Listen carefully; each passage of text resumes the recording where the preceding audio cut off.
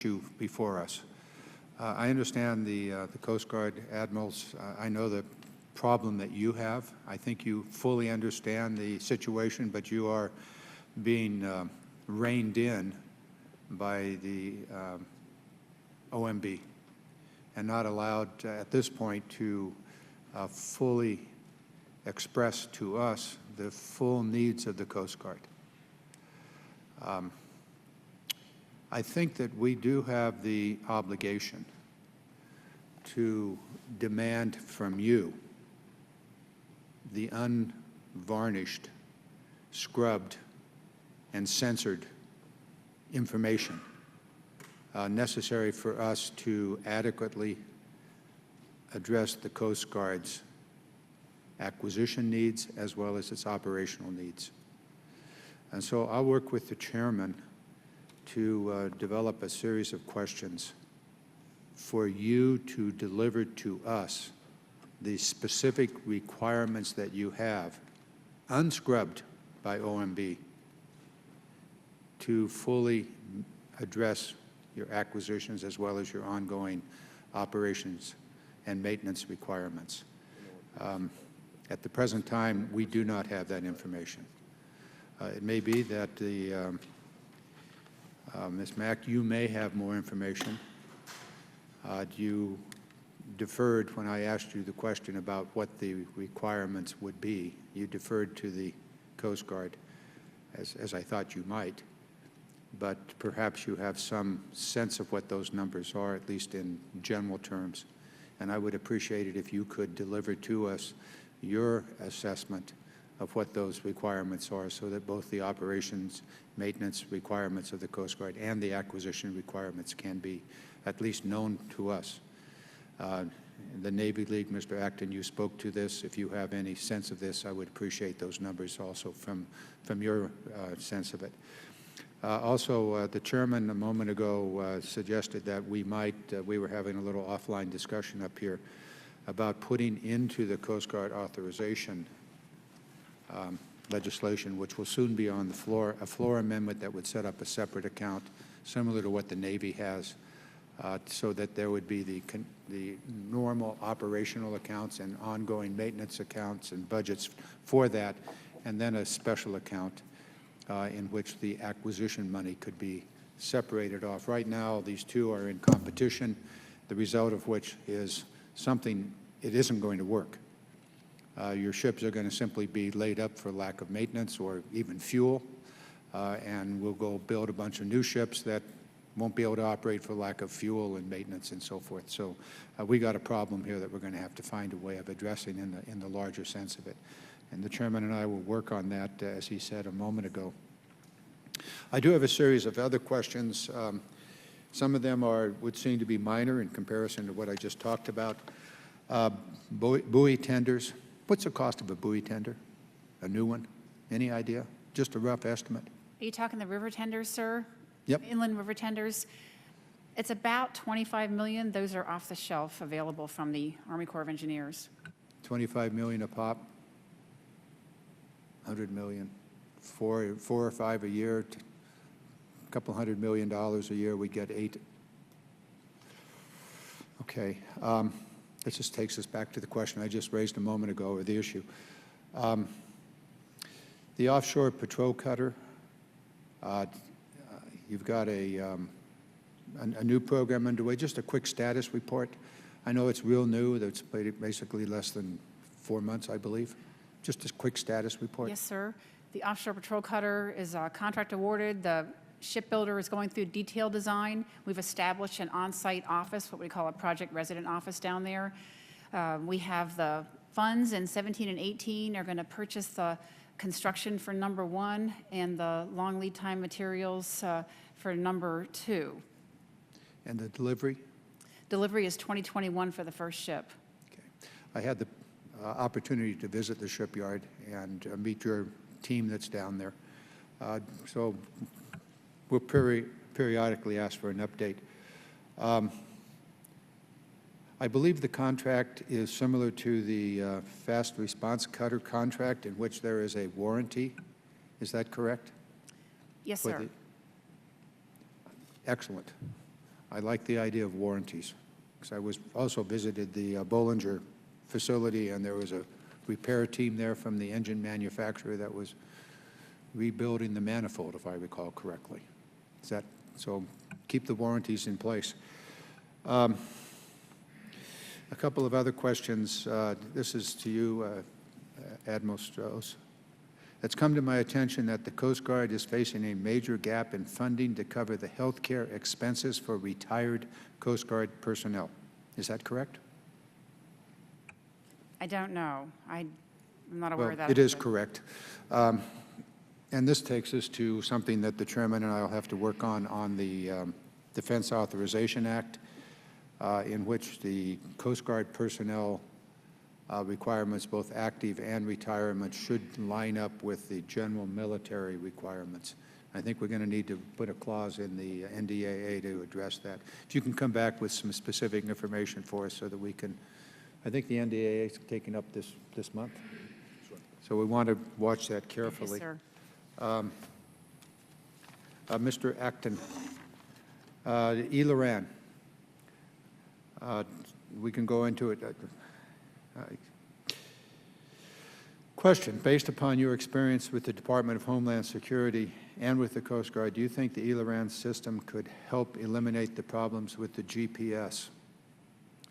Yes, sir. As you know, the GPS system has been around for a while. It's fairly easy to disrupt. There's a growing reliance on that system in virtually every technology area, and yet our adversaries are gaining a growing capacity to be able to disrupt that. So from our perspective, GPS is a single point of failure from much of our infrastructure. And this issue has been known for quite a number of years. Although the Coast Guard should not have the lead and does not have the lead on that, I believe it's the Secretary of Transportation overseeing the National Executive Committee on Space-Based PNT, the Executive Committee. The Coast Guard does have a key supporting role in that. So as a single point of failure that's been recognized for some time, the Navy League would support advancing a backup program like ELRAN. Okay. In our Coast Guard reauthorization, we actually give to instruct the Department of Homeland Security to take up this issue, excuse me, Department of Transportation to take up this issue and to work with the Coast Guard on implementing it. Do you think, well, let's just reload direct, guys. One more thing, and this brings us back to this overarching budget problem here. Ultimately, the Coast Guard did do this. They did do the LORAN system. And the question is, are they capable of doing the ELRAN system? The answer is, of course, if they have the money. Correct, Admirals? Yes, sir. Given the required resources, we've taken on a lot of missions over the years. Give us the money and you can get it done, right? Okay. I've been beating this drum so many times, but yes, it's in the authorization. It's in the reauthorization. We're going to try to make sure the money is there also. You mentioned IT networks in the testimony. Could you expand on that? Yes, sir. So our information technology network is the foundation on which our mission systems operate, our shore-based mission systems, our programs and software, and on which the cyber capability rides. So Admiral Ray can't implement his cyber security operations unless I've got the enterprise mission platform up to date. And right now we have aging IT infrastructure systems like our electronic health record system, as you probably are well aware, has had to go back to paper. We're in the process of that acquisition. Has become a major acquisition for us. And these IT acquisitions had not been major acquisitions in the past, or they're formal acquisitions rather. Also, our core accounting system. We're working with a lot of these aging systems that run much of our Coast Guard, and also our mission systems, our applications that we rely upon to do our Coast Guard business. So there's a lot to that infrastructure for our IT, and we're starting to fund that, and we are on it. We have requirements we have to meet through DOD on the dot mill side to do much of that work. Both the chairman and I are on the Strategic Arms Subcommittee, which deals with a lot of this IT stuff. And for the Department of Defense, this is a huge issue. This is the first I've heard about this issue in this context with the Coast Guard. I would appreciate a more complete briefing about this overarching issue. It's not only your ability to communicate and to keep track of what's going on, but also the question of the security of the system. Yes, sir. We are in the same exact place the DOD is with this. We are on the dot mill side. We're aligned with them. We're going through all the same processes and procedures that you'll see on your other committee. Yes, sir. I'll get you a brief on that. All right.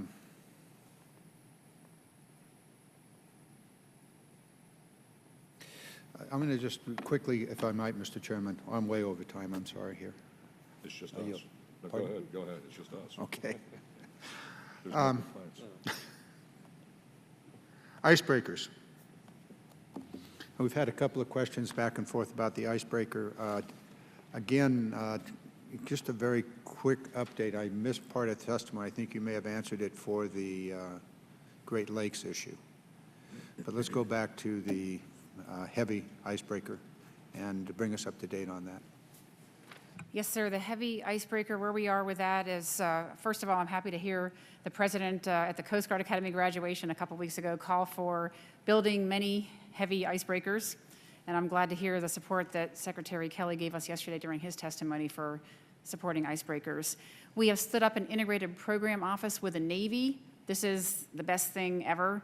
We are leveraging the expertise of both parties to reduce costs and increase the speed we can deliver this icebreaker. And that timeline is now 2023 for delivery.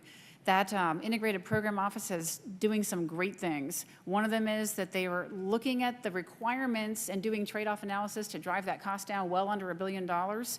They are, we issued out 5 industry studies, as you might be aware. I'm very excited about those. They're charged with looking at reducing risk, we're looking at identifying technical elements, and they're looking at specifically block buy, what the possibility is for that. And we've also been doing tank test trials with Canadians partners, and that acquisition is, like I said, looking to deliver in 2023. The funding in 17 and 18 is going to get us the RFP, request for proposals. That'll be out in 2018, and then we'll be ready to issue detailed design and construction in 2018 or 2019. So we're moving along on schedule. You quickly mentioned Canada. Could you expand on that? Yes, sir. Canadians have a lot of experience with ice breaking too, and so we're partnering with them to do tank test trials of the hull form to look at validating viability of different hull forms. It's part of the. Are they interested in a heavy icebreaker also? Yes, sir. They have heavy icebreakers also. That's been a part of their history. So is there a possibility that Canada and the United States will build a similar icebreaker, and instead of 3, there may be 4 or more, depending on what Canada wants? Sir, I don't know where the Canadians are with their ice breaking right now. I've got people who do. We can get back to you on that, sir. But we are partnering with everybody we can on this to make sure we get it faster and better. Okay. Also in the Authorization Act, which will soon be on the floor, there's the issue of a study of a rental or lease of an icebreaker. I defer to my colleague on that one, sir, Admiral Ray.